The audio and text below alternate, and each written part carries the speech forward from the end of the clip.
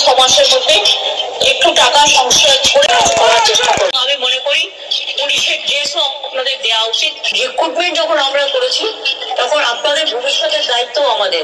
ধন্যবাদ সম্মানীয় দর্শকবৃন্দ।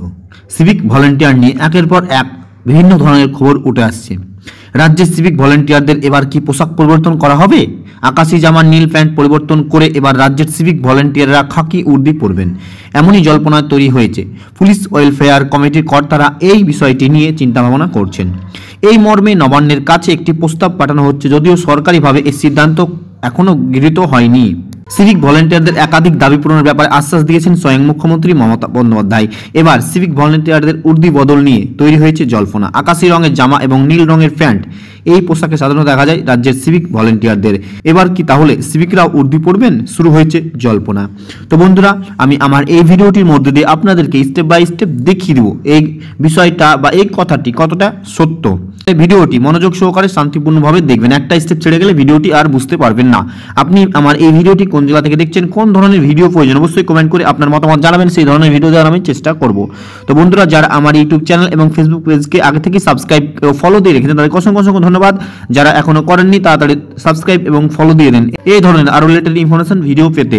চলুন তাহলে বন্ধুরা আরো বিস্তারিত জানতে এবং সম্পূর্ণ ভিডিও দেখতে ভিডিওটি শুরু করি। সিভিকদের পোশাক বদল। পুলিশের উর্দি পোশাক একটি ঐতিহ্যবাহী ইউনিফর্ম। কলকাতা পুলিশের সাদা পোশাকের বাইরে রাজ্যের সমস্ত জেলার পুলিশকে উর্দি পোশাকে দেখা যায়। তবে এবার সিভিক ভলান্টিয়ারদের জন্য এই উর্দি পোশাক নির্ধারিত করা হবে, এমনই জল্পনা তৈরি হয়েছে।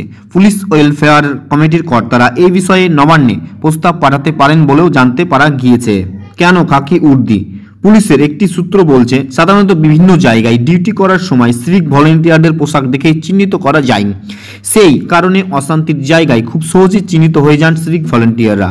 রাজ্য পুলিশের সঙ্গে তারা সরাসরি যুক্ত নয় বা রাজ্য পুলিশ কর্মীর স্থায়ী কর্মী নয় বলে তাদের উপর আক্রমণ করা হয় মাঝে মধ্যেই। ক্ষুব্ধ জনতার সফর টার্গেট হয়ে যায় সিভিক ভলান্টিয়াররা। সেই কারণে এই পোশাক বদলের কথা ভাবা হচ্ছে। সিভিকদের দাবি পূরণ। ইতিমধ্যে সিভিকদের বেতন বৃদ্ধি সহ একাধিক দাবি পূরণে সচেষ্ট থেকেছে নবান্ন। রাজ্য পুলিশে সিভিক ভলান্টিয়ার, ভিলেজ পুলিশ কর্মবন্ধুদের মোট সংখ্যা 2 লক্ষেরও বেশি। আইন শৃঙ্খলার দায়িত্ব সামলানোর জন্য আদালতের নির্দেশে সিভিক ভলান্টিয়ারদের ব্যবহার করার অনুমতি নেই, তবে অন্যান্য ট্রাফিক সংক্রান্ত কাজে তাদের ব্যবহার করা হয়। তবে কোনো জায়গায় অশান্তি ও জনরোষ দেখা দিলে সিভিকদের ওপর আক্রমণ করা হয় বিভিন্ন জায়গায়। সেই কারণে উর্দি পরিবর্তন করার কথা ভাবা হচ্ছে, যাতে তাদের আলাদা করে চিহ্নিত করা না যেতে পারে।